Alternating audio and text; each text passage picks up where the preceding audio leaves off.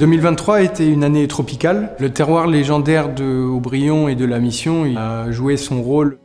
Notre terroir qui est situé sur 2 croupes graveleuses, donc des endroits aérés, ventilés et également avec une première couche très drainante qui permet à l'eau de ne pas stagner et ainsi de pouvoir avoir un taux d'humidité dès le matin qui diminue rapidement et qui préserve les vignes.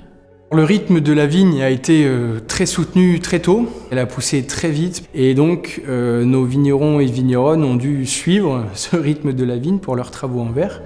Et ils ont réussi à emmener la vigne jusque fin juillet en travaillant beaucoup et ils y sont pour beaucoup si on a un très beau millésime en 2023. Les vendanges ont débuté sous une très forte chaleur. On vendangeait uniquement le matin. Il s'est avéré qu'assez rapidement, la qualité, l'extraction des premiers jus a vu un potentiel aromatique qui ne s'était pas éteint à cause de la canicule et des acidités quand même marquées. Mission Blanc, l'aromatique, je la caractérise par le mot généreux. La bouche, je la qualifie de séveuse. Et l'ensemble est pour moi un grand classique de Mission Blanc. Cette sensation de gras que l'on a généralement sur le sémillon, cette année, c'est le sauvignon qui l'a apporté. C'est tout le paradoxe du millésime. Nos raisins rouges étaient beaux et les raisins étaient riches. Ils étaient riches en anthocyanes, ils avaient un bon équilibre. Cette année, notre rôle, c'était de sublimer de raisins, d'extraire cette matière, mais de manière modérée et mesurée, parce qu'il y avait un potentiel tellement généreux en tannicité dans ce vin qu'il ne fallait pas pousser les vinifications à l'extrême et les extractions à l'extrême.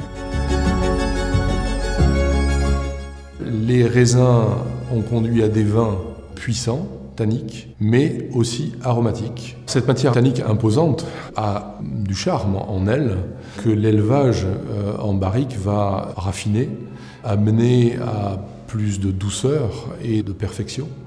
Fin d'élevage, je suis prêt à parier que le bonheur sera là. Cette année, on a des notes un peu veloutées, soyeux, apportées par l'expression du Cabernet Franc. La première impression que le nez vous laisse, c'est une impression de fruits, de gelée de fruits.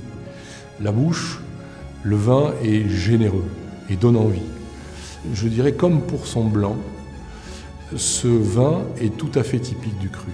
Les vins en 2023 se caractérisent par une signature aromatique d'une grande fraîcheur avec beaucoup de fruits, également une grande maturité phénolique due à la chaleur et enfin une grande densité due à la concentration qu'il s'est passée au mois de septembre. Assurément l'un des plus beaux équilibres de ces dernières années.